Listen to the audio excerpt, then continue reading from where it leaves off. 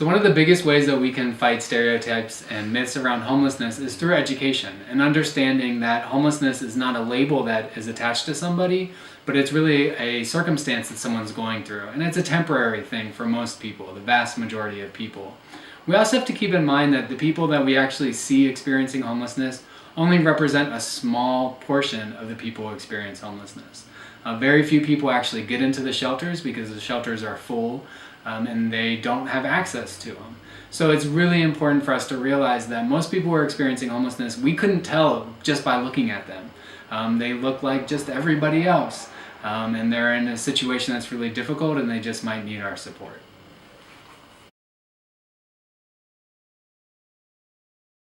So feminine hygiene products is specifically an issue because of the lack of public restrooms.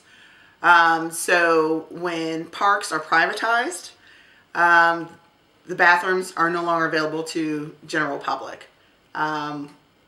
Folks cannot just walk into a restaurant and use the restroom. So this particularly becomes an issue when you are dealing with feminine hygiene products. So if you're using a restroom outside, you're now having to change tampons or pads outside in an alley. That can be a problem. Where do you dispose of it? How do you even get access to those feminine hygiene products? That's the greatest issue, is gaining access for the actual products itself.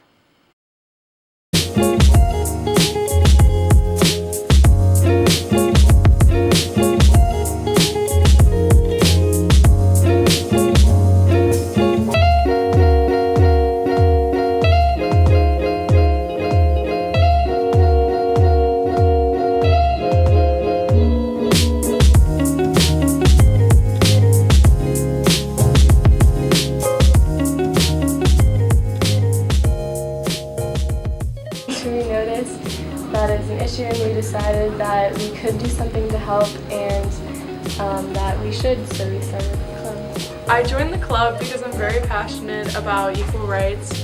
Half of the school is female, and all of us need to have equal opportunities to have access to these products. It could affect somebody who you know, who you don't know is struggling. It's healthcare, and it just makes sense that everybody gets their healthcare. It's part of our community in Cincinnati, and it's our civil duty to help. So these are some of the products that people have donated. Some pads, some tampons. And so sometimes people feel weird about bringing us products because they feel like it's awkward to have to carry around a box of tampons or a box of pads. But really, the way we see it, it's no different than carrying around a roll of toilet paper, which you wouldn't ordinarily do, but everyone keeps toilet paper in their house. And in a similar way, most people either are a woman or live with a woman or someone who menstruates, and so they would also have these products in their houses. So it's really something that we're focusing on trying to eliminate also is the stigma that surrounds these types of products. So a lot of people feel like they can't talk about this issue because it's, you know, like what goes on down there, and it's a really sensitive topic, but it's just biology, and it just happens, and it happens to all of us.